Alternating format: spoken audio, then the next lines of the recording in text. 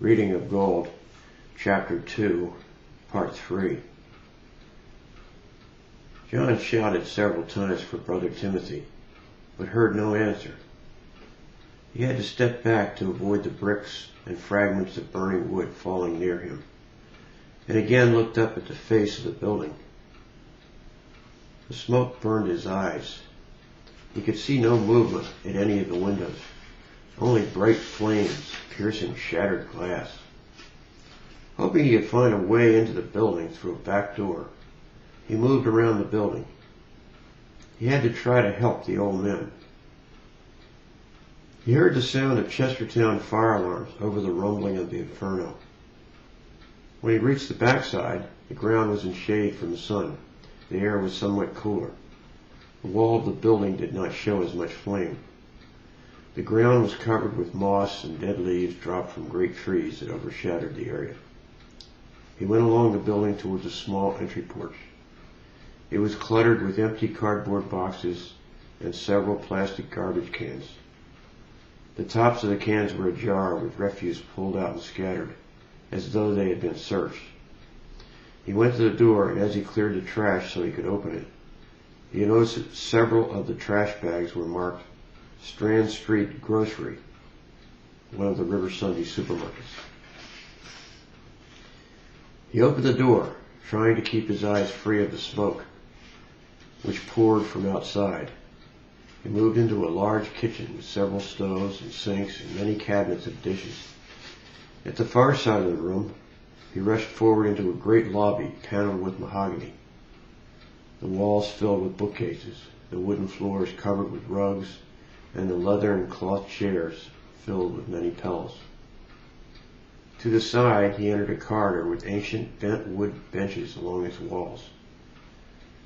The hot air burned his face.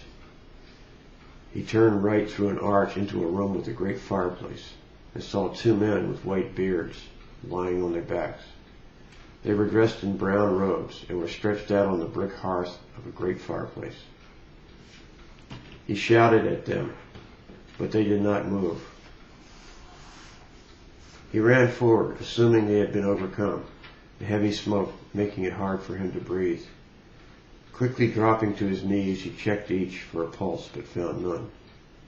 Also in the hair of the men, he could now see matted blood, already dried in the heat. The elderly men had been struck and killed. He remained at their side for a few more moments, trying to remember the words of a simple absolution prayer for the dead. Then the smoke became too much, and he knew he had to leave.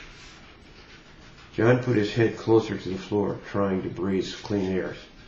He would be just as dead as the two old monks if he did not get away. Behind him, he heard timbers in the corridor fall, closing off the way he had entered. He saw sparks fly up from the joints of the floorboards, indicating the basement below this room was an inferno too. A window beside the fireplace had been covered with boards.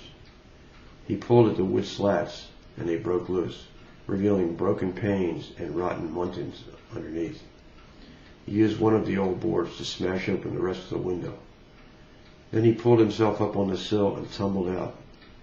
He landed in vines as he felt a burst of fire roaring out above him through the window. As fast as he could, he crawled away from the side of the building. Clapboards began to fall, break loose, and fall around him. Hands were grabbing at him. He tried to resist thinking that it might be the man who had set the fire and killed the old men. The man overcame him, pinned his arms, and dragged him more than 100 feet from the building. John saw that he had been deposited among the granite overgrown monuments of the monastery graveyard. John could smell the scorched cotton of his own shirt mixed with the odor of the stale cemetery earth. "You all right, mister?" The man's voice came through the roar of the fire, and he recognized that the man was a fireman. He was safe. He said, "I tried to save them, but they were already dead."